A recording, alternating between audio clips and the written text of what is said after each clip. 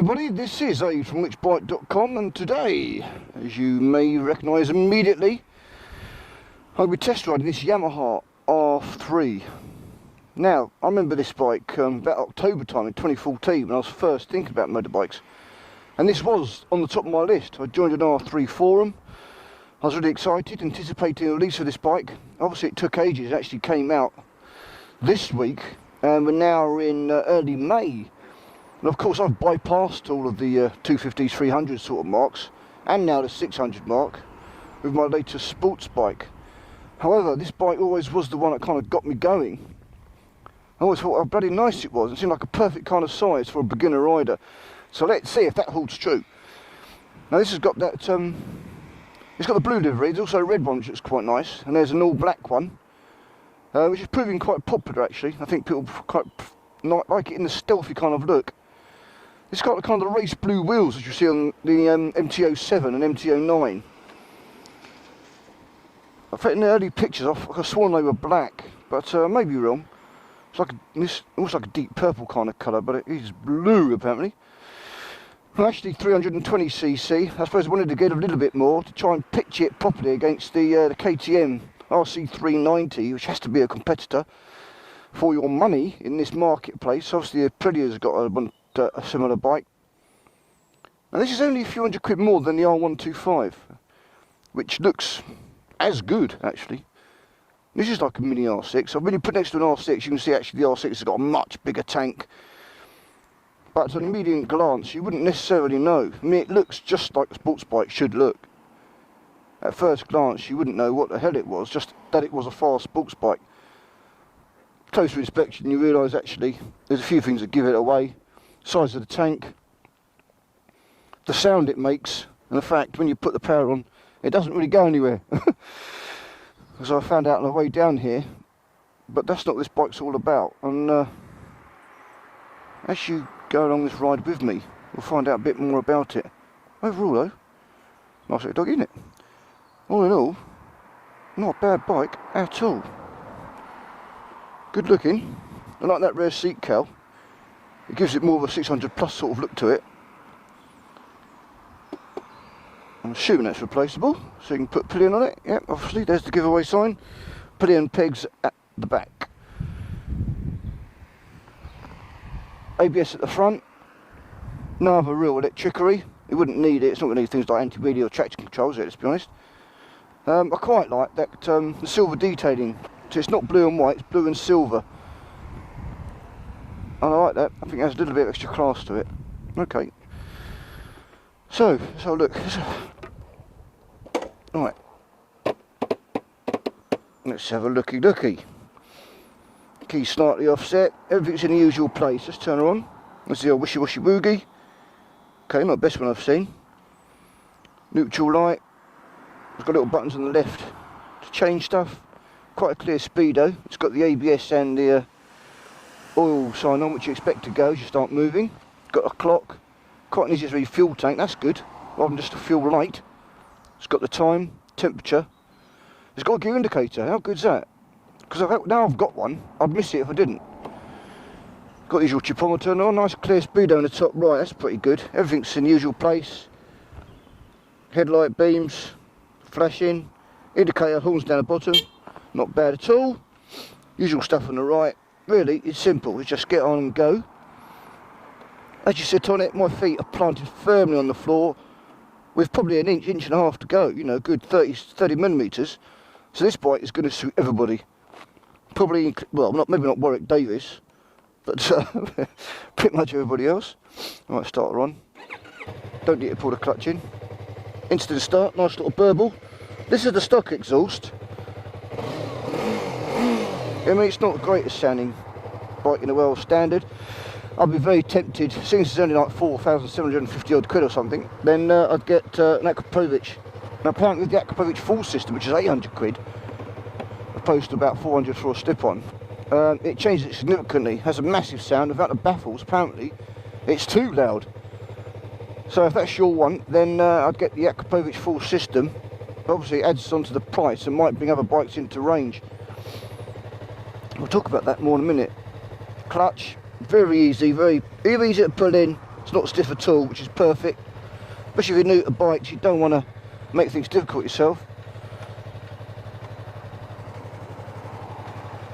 Right, stick in the first gear. Right, okay, let's fucking have it. Whee! And that pulls me really easy. I noticed that a bit earlier on the ride here. The clutch is a delight. I mean, after my sports bike, it's so nice. It's not super loose, which is silly, but I found you put it actually. And it's not super firm, so it's right in the middle. Perfect. Cool, see, it's quite revvy. Let's turn it down to second gear. Third. If you're going along, it sounds quite whiny. You kind of cruise along, 30 miles speed limit, about fourth gear. And there's no real power. Let's put it on in fifth. I think great. Drop down to third. Give it some beans.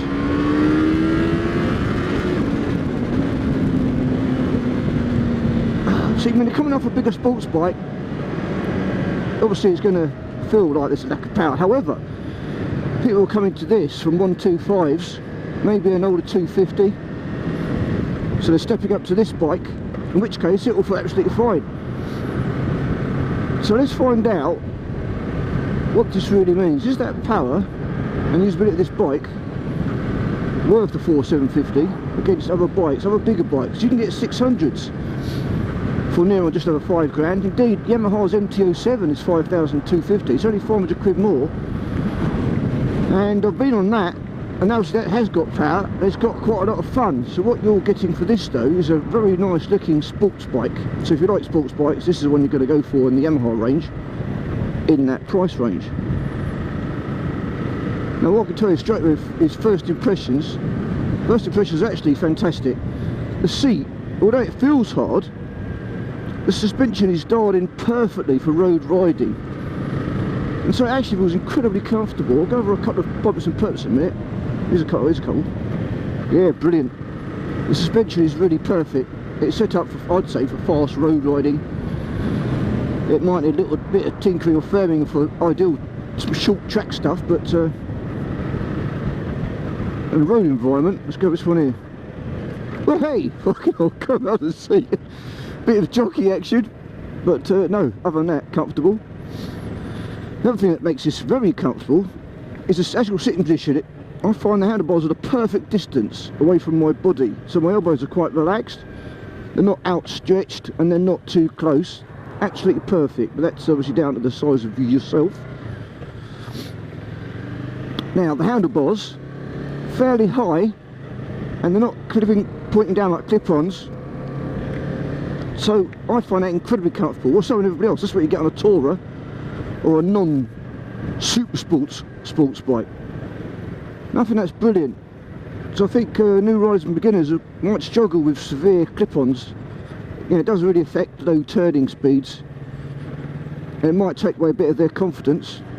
So this is perfect. So this is really aimed at a new rider getting into sports bikes for the first time. Doesn't want to scare himself. Wow, yeah, have a bit of that.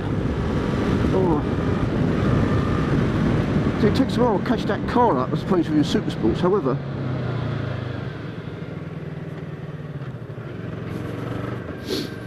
well, let's saw back from that car soon. Give me a second.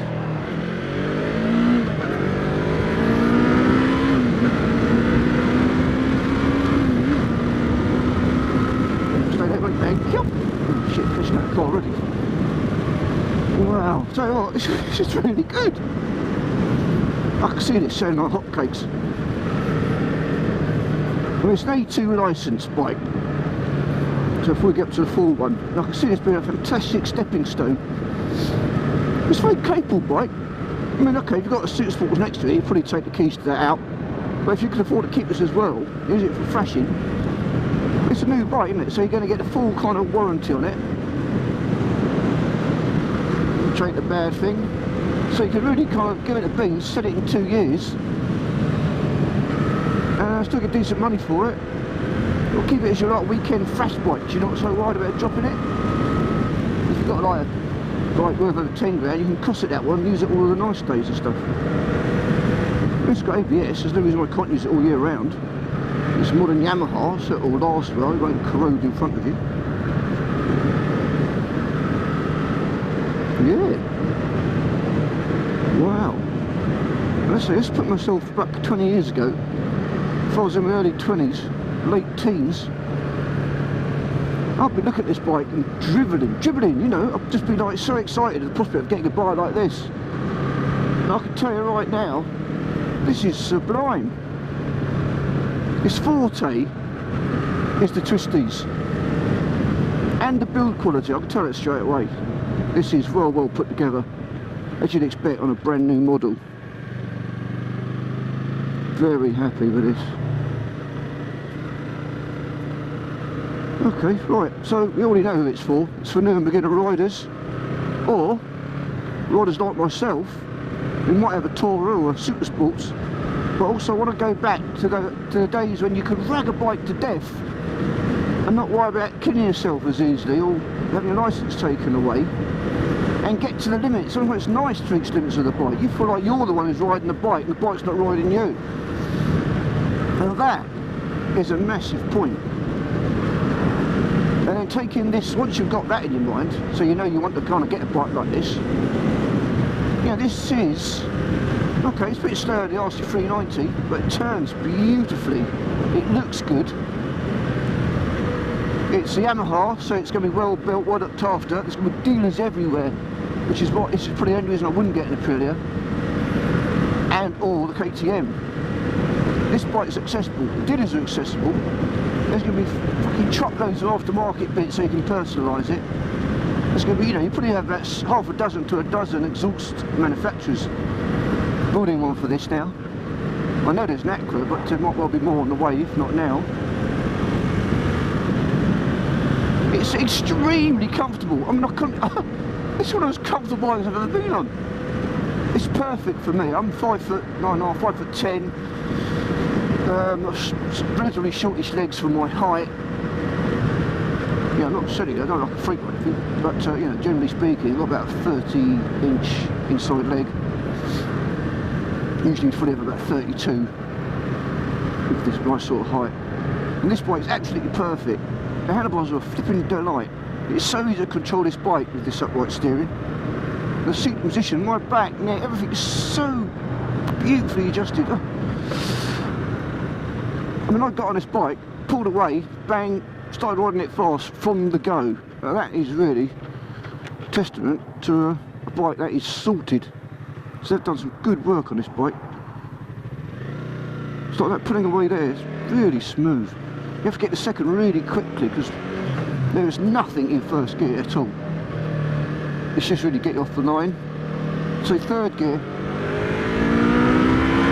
yeah, that can take you up to the pretty nice speed straight away. But it does whine at you, so you do kind of feel like you want to change up to high gear. So what do I like about it? Right, okay, well, I mean everything actually. Comfort, the inherent safety that you're not getting silly speeds. The rev counter is well clear, the speedo is well clear, gear indicator is clear, all the other stuff is clear. The wind deflection on that shield is good. The wing mirrors are very good. The overall comfort is fantastic. And then you talk about dynamics. The acceleration is okay in the higher end, but that's what you'd expect. It's only a 300 plus. The steering is fucking sublime, and that's what you'd expect of a brand new engineered bike from Yamaha, who have always been good at sports bikes. So that's a bit of a no-brainer. What don't I like? What don't I like? What don't I like? What would I change? What would you change? Anything I'd change is the exhaust. Make it sound a bit more sporty. It does sound a bit like a scooter. You know, that's the worst I could say about it. And I think anybody who buys it will feel the same, you know. So I think the first thing you're going to want to do is put the can on. And I think that's fair enough. It's a fair comment. It's nothing to do with the bike. The bike dynamically and look-wise is bloody awesome. So yeah, get that end can. I mean, Yamaha will probably do a deal with it on. In fact, they'll probably do a deal at some point where the can might be free. I think they're going to recognise that it needs it, and so they'll start doing it with it. Either part of it or free, but of course if you want to buy it now, you have to buy the can extra. So as far as I know, no one's doing that particular deal. The front brake is very good. If you're coming off a super sport style car, then it might feel strange at first, like you really got to kind of put it in. But actually, it's really progressive, which is great again for a new and beginner rider. Throttle's actually perfect the way it delivers. The gears, once you kind of realise you've got to be a bit deliberate, are very good, up and down, don't really make a mistake. So that's comforting for a new rider. Well, okay, touch clunky, but who gives a shit? It don't matter, one iota. There's nothing else I don't like. My knees, when I'm on the pegs, put my toes back, my knees feel absolutely perfect. Because it's a smallish bike, it's got a very narrow, it's just a wonderful place to sit. So it's really impressive, this bike. Really impressive.